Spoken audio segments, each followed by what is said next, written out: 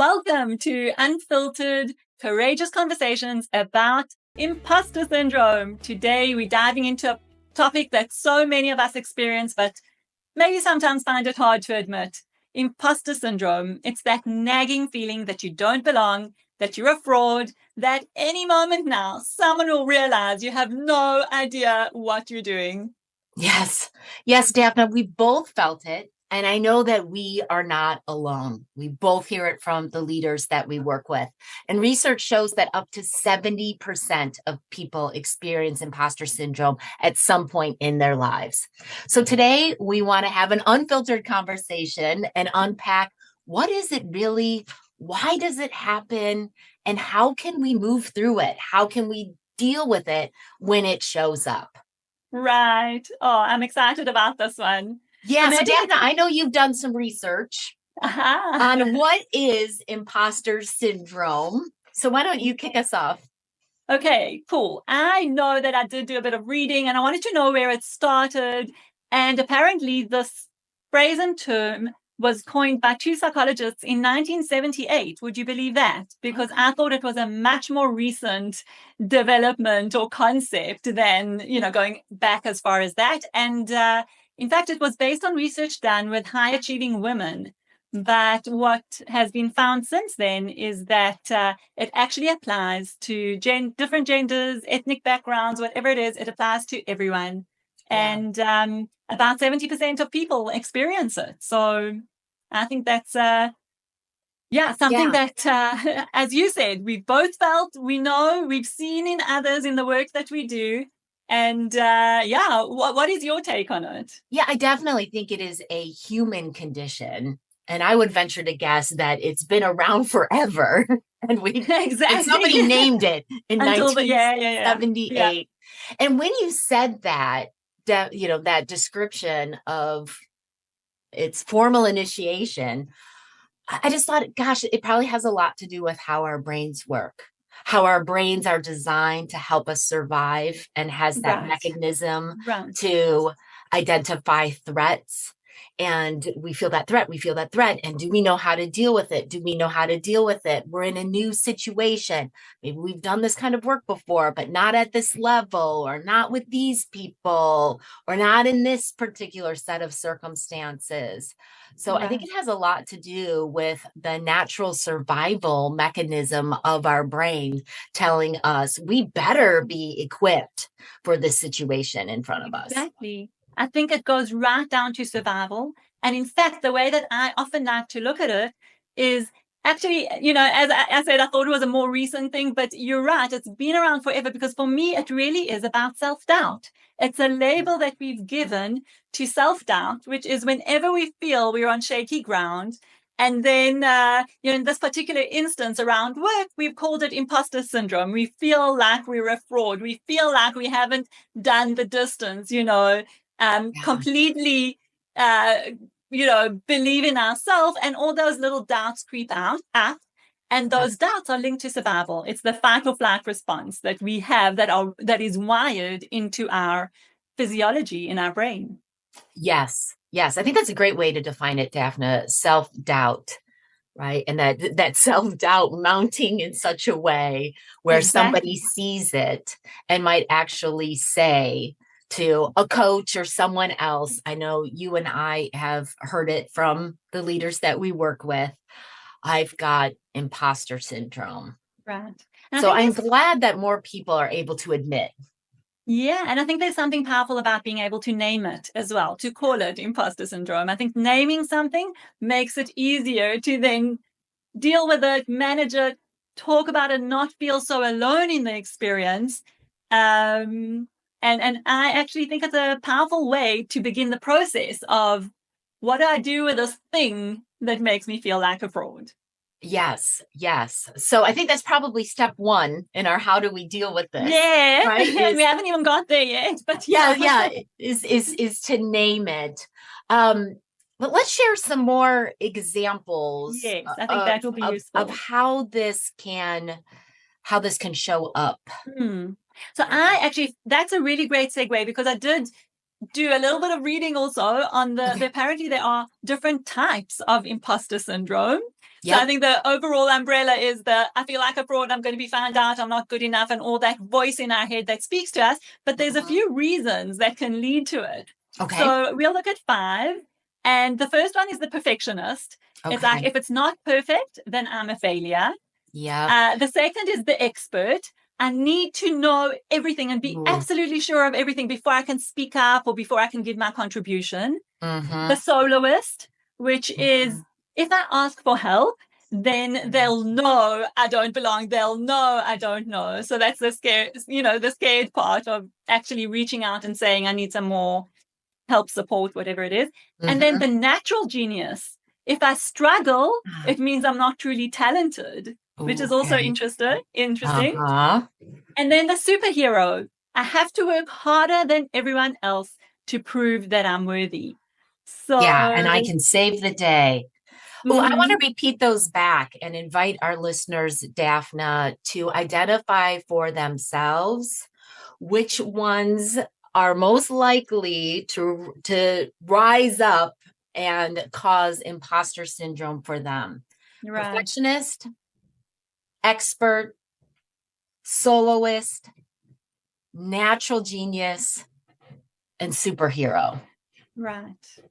Yeah. I think those are powerful ways to look at it, because to me it speaks to the expectations, perhaps societal expectations of how we need to be or how we need to show up. We need to know everything. It needs to be perfect. We can't ask for help. Surely we should know this without, needing to learn more. And surely I can have all the answers and come and save the day if I know what I'm doing. So to me, it really speaks to the pressure and societal expectations. Yes, we've got those societal expectations, and then we've got the marketplace variables. There's quite a lot of competition right now. There's lean organizations. I know so many organizations that are really moving at a fast pace right now to try to take advantage of an opportunity or to create or sustain their competitive advantage or grow to a certain size so that they can be purchased or merge or whatever it is. So that is creating a need to move quickly, right, inside of having high expectations for perfectionism, having everything 100% thought of, taken care of. And we probably really need to be moving forward with the 80-20 rule. So there's like some competing pressures there that make it impossible for employees in the workplace. Exactly. And I'm going to add another layer to that. And I think that it relates to women and minorities. Yeah. I think that imposter syndrome tends to show up more quickly with women and minorities, because although I have, even working in my practice, which is pretty much equal men and women, sometimes more men, I've seen this come up with men as well, for sure. But for women, we almost start, and other minorities, we start on the back foot almost. We start almost with this experience of, do I have what it takes? Am I good enough? That it kind of puts us into that self-doubt and imposter syndrome even more quickly, or even more. Yeah, that's a good point. I do hear it slightly more from women, from minorities than other groups. We're starting on that back foot. We might not see the role models that look like us, right? Which does create a do I belong here? Yeah. Can I handle this kind of question? Yeah, for sure. But I want to throw in something else, because this has also always been my approach with imposter syndrome, and maybe like a bit of a positive spin on it. Yes. And that is that, for me, if you've hit imposter syndrome, if you're starting to feel like a fraud, or like maybe you're going to be found out and you don't have what it takes, maybe that's an indicator that you've hit the next level, that you are ready for the next level. Expectations are now higher. You've been given the promotion. You are taking on something bigger, and that doubt creeps up, which is really an indicator of, hey, something big is on the other side. Yes. Stretching you, challenging you, and encouraging you to go even further. Yes, I like this, Daphna. There's a part of you that has said, yes, I'm ready for this next stretch. I'm ready for this next challenge. And so there's that part of you that rears up and goes, wait,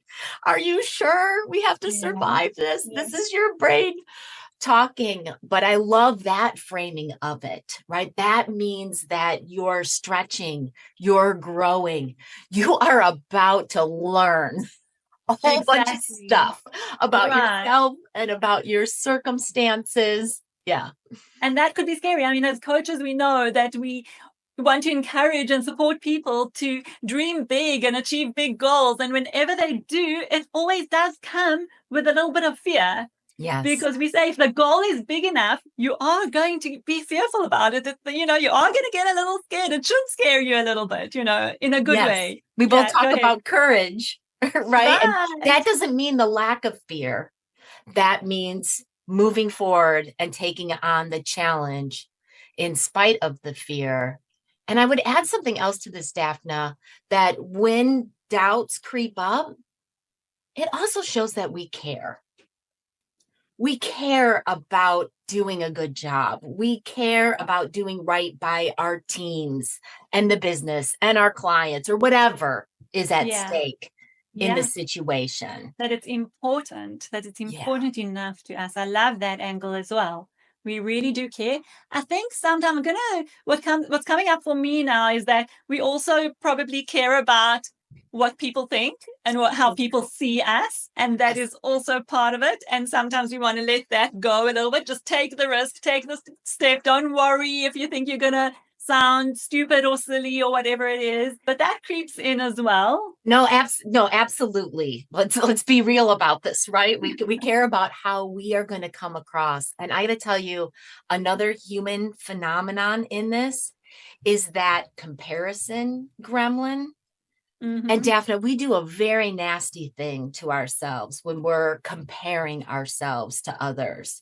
Right. We will look at somebody else's business development or marketing know-how, and we pick the best person we know that is most expert in business development. And then I compare my business development self to that person. And then I pick the person that's best in whatever other trait and compare myself to, right? We compare the best out there to ourselves. We are not fair to ourselves. We are definitely not fair to ourselves. And again, I'm going to add a layer to that because what we are comparing is what we're seeing on the outside, right? We are seeing what's on the outside, what that person's output is. We have no idea what went into getting that output and what their other person's thinking is, but we're comparing their outside, what we can see, to our inside. Our feelings of self-doubt and uncertainty and not knowing what we're doing and not knowing what the next step is and feeling scared. We're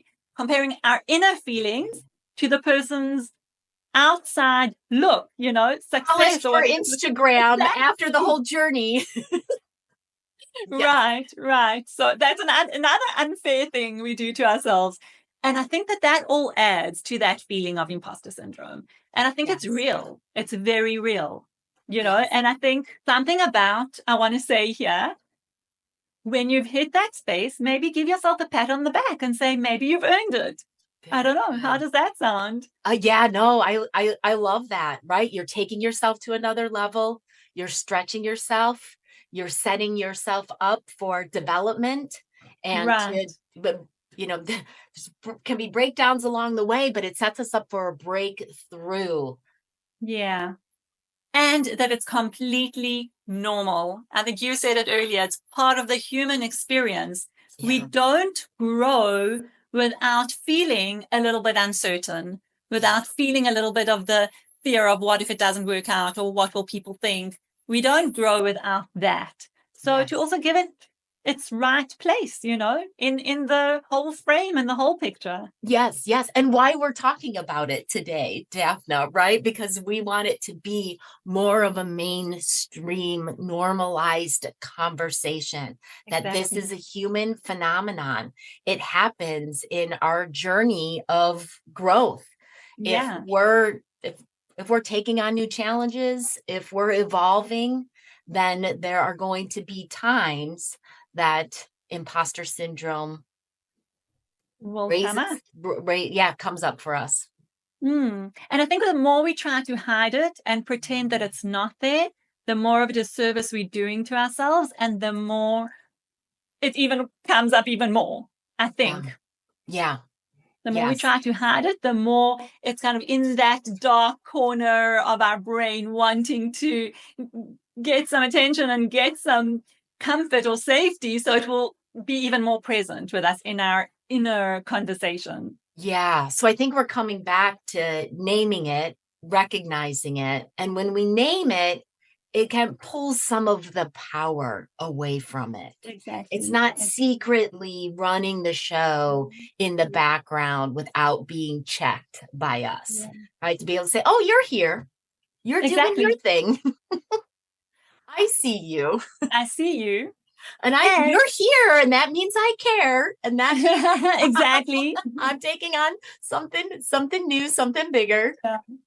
And I wonder if it's worth just thinking of a few examples of maybe people that we've worked with, or even from our own lives, or if we know of some celebrity examples. But what came up for me is this client that I work with, and she is fabulous at what she does. She works at a great company. She's got a senior position. She's constantly getting feedback that she's appreciated and she's good at it. And yet, in every session where she told me that she was called in by her manager to have a conversation, she always fears that this is going to be the conversation where she eventually gets fired, or where she eventually gets found out that she's really not that good, or she really doesn't know what she's doing, which is contrary to all the evidence. Yeah. So that was, I was really thinking about her, because she comes and says, you won't believe, my manager called me to have a conversation, and immediately my heart started beating fast, and I thought for sure this is the day that I'm going to get found out. And I always just smile, because I know that's not where it's going, you know? Where do you think that comes from, Daphna? I mean, I think it goes back to, sometimes we create those emotional triggers for ourselves. Something happened in our background. We were called in, and it was a time we were in trouble. I mean, it could go back to the principal's office. I don't know, or early in our career, right? And now our brain says, oh, you got in trouble that one time. Right. And here it is again. That memory, and you're actually reminding me, with that particular client that I'm thinking of, there was, in her first job ever, she was called out of the blue and she was fired on the spot. And that has stayed with her forever. And that it's the recycled memory that keeps cropping up with that trigger of the manager saying, I want to speak to you. Because she was ambushed in this. It was done really horribly. And very young. So it can be looking at, like, what are those triggers for me, and what is this week or one piece or whatever? It could be valid evidence from the past, right? And we let that outweigh all the evidence of progress, all the evidence success. To the contrary. Yes. Because when you brought up about examples, and that's a great one, right? Where we would all look at this individual and be like, why do you have imposter syndrome? I've recently worked with a fairly newly promoted young lady, and she got promoted above some of her peers. And now there's some people on her team that are older than her, have more years of experience. And it's very easy for her to look at that set of circumstances and say, why me? How can I be the leader of this group? And having some folks on the team question that, right? Because they think that they should have been the one that was promoted to the leader. So she's getting some feedback, right? She could use that as evidence that I shouldn't be here.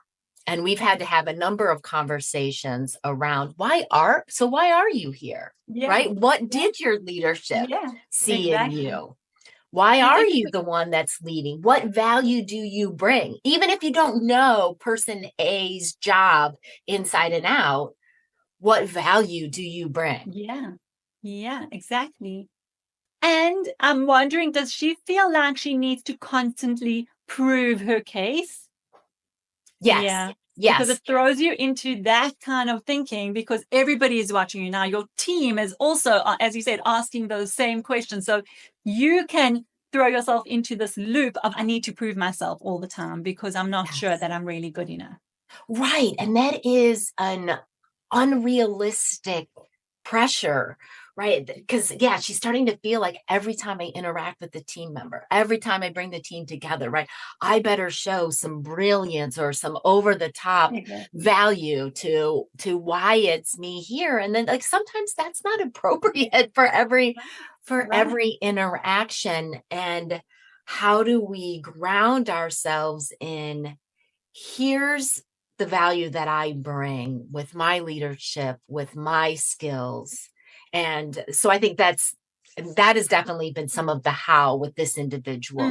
Who are you? What are you grounded in? What do you stand for? What are you bringing to the team and the team's work? And how do you promote them, advocate the work of the team up and out in the organization, and just be really grounded in that value, right, and know that you're providing that, right? And then you can find your moments. I call them PR, right? Like, then you can find your moments for PR to let the team know, hey, we got this question that came in, and I was able to let them know about the unique and distinct value that our team provides. Right, exactly. I love that. I love how you framed that, because you've really gone into the different levels. Where do you bring value? How do you promote your team? How do you promote yourself? I think that PR piece is really important, is to also be able to talk about your accomplishments together with the team's accomplishments, but remind yourself and others that you have value, and what is your specific value, and how do you make sure that it's known. I think that is definitely something that's worth working on. I think it's a journey. I think it's something that also comes in waves. So it's practicing your own awareness around it, and being able to talk about it, and being able to find ways to remind yourself of your value, of what you are proud of, what you've been successful in, what value you bring, what's your unique value, what makes you special, what makes you good at what you do, and keep reminding yourself about that. I think, working with a coach who can help to remind you is very, very helpful. But even for yourself, make a list of the things that you've done, your successes over I say to my clients, make a list of, depends on the client, but I go at least 50 things that you're proud of over the last year. And you've got to look for the small things and the big things, and remind yourself that you actually have a lot to bring, a lot of value. Yes. I want to piggyback on the last two things that you said, Daphna. You said, remind yourself of your value, but remind yourself of what makes you special. What's that unique value? Because I think sometimes we can get into the phonetic energy of trying to provide different kinds of value in all the different kinds of situations. I think leaders that are really grounded in, here's my zone of genius, right? Here's the unique thing that I provide, and not trying to provide 27 different things at all times, but what's like the 1 to 3 things that you always are bringing, because it's natural to you, it's ingrained in you, and you've been building those muscles throughout your lifetime. Because I think that imposter syndrome can get stronger if we're trying to do different things in different situations. So what's that special value? And then get your list of mounding evidence. I have that you bring that value. I have a folder in my email, I'm going to admit, Daphna. I call it the feel good folder. Nice. And when I get some kudos, or there's some strong results, or something shows up in a written format, right, I take that and I put that in the feel good folder. I love that, Amy. I think everybody should have a feel good folder. It's fantastic. I should also probably visit it more often. Probably. But what a beautiful idea, because I think that we are so quick to overlook or discard or get through quickly when we receive a compliment or when our value has been highlighted, or we give ourselves a pat on the back, we celebrate it, but then we move on to the next thing very quickly. And it's so important to pause for a moment. I love that. Put it in the feel good folder so that you can revisit it, remind yourself. Excellent suggestion there. Really, really good.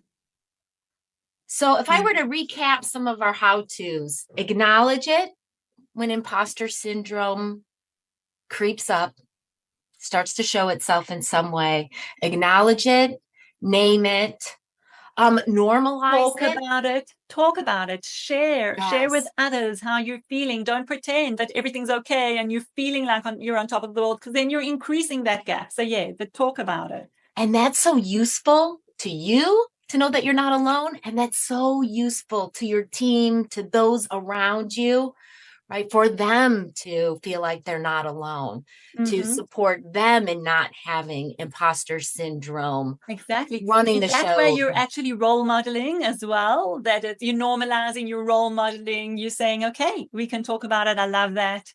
Yep. Collecting the evidence, doing our personal PR exercise. Yep. And grounding yourself in your value and knowing that you bring that. And the feel good folder. Yeah. And there was something that we haven't discussed that I actually would like to just bring in kind of on the tip of the fork, so to speak. But there's something about understanding that it is really just in our thinking. That when we think we have imposter syndrome, we really are, we are responding to our thoughts. We're experiencing our thinking rather than experiencing the actual reality of the situation. There is no real factual circumstance that will say you're an imposter. Unless, of course, we're talking about somebody that forged a university certificate and claims to have a degree when they don't have a degree. Okay, right. But in general, the imposter syndrome that we're talking about is self-doubt. It's in our heads, and it's our response to our thinking. And if we can just, even look at it, play with it a little bit and say, that's just a thought. Yeah. And I heard something recently that I thought was so good. And that instead of saying, I have imposter syndrome, say, I think I have imposter syndrome, or I'm having the thought that I have imposter syndrome. Yes. And then you're actually creating a little bit of distance, because you're not saying this is a fact. Right. You are saying, I am having that thought. It's coming up in my thinking. Yep. Exactly. And then you can say, is it a true reflection of reality? Yes. Not necessarily. Because when you create that bit of distance, then you can look at it more objectively and go into the questions like you were just saying, Daphna. Yeah. Is this true? What does it warn? What do I want to do about it? Sometimes these thoughts and feelings come up as information, right? There's something in our being is wanting us to do something about it. And it might just be that regrounding. Exactly. The value we bring. Yeah. So recognizing it as a thought and then questioning, what is this thought here to do? And sometimes it's, I need to get grounded. I need to understand I'm going to the next level. Or maybe it's sometimes our saboteurs at play saying, be careful, be careful. So we want to, each one would have a different response, right? Each one would have a different strategy to deal with it. Yes. So if really if you're out there experiencing imposter syndrome, please know you are not alone. You are in very good company. Yes. And reach out, talk about it, make it part of the conversation. And yes, there's work to be done. And let's do the work. Yeah. Let us know your thoughts, your feelings, your reactions to this episode. Reach out to either one of us or put some notes in the comments below. Yes. And if it resonated with you, if this topic resonates with you, please do share it and pass it on to others as well. All right. Thank you for listening to Unfiltered. Courageous conversations about imposter syndrome.